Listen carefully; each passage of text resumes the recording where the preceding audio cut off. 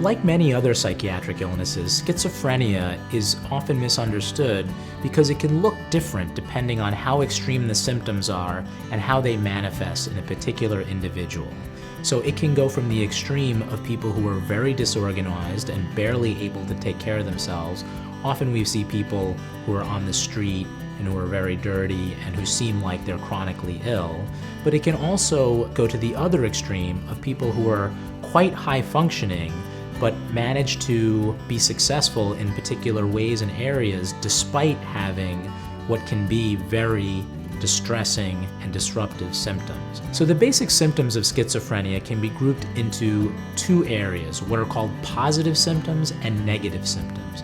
The positive symptoms of schizophrenia are hallucinations and delusions. Hallucinations usually comprise of hearing voices, and the delusions are often of a persecutory nature, but they're basically any beliefs that are a departure from reality.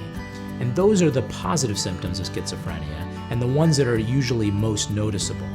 But there's also another group of symptoms of schizophrenia which are called the negative symptoms, and often these symptoms are the ones that manifest first and can go unnoticed for a while, which is the period before a full diagnosis is made. And this period is called the prodrome, where you have mainly negative symptoms and symptoms that involve social isolation and a gradual detachment from connections to other people, a reduction in thought process, and things like that, which are not as noticeable as the positive symptoms, but just as incapacitating. There's a lot of work being done lately to try to detect these prodromal symptoms early to see if they can be intervened with early on and prevent the full-blown illness. But the positive symptoms are the ones that are usually the ones that lead to a diagnosis.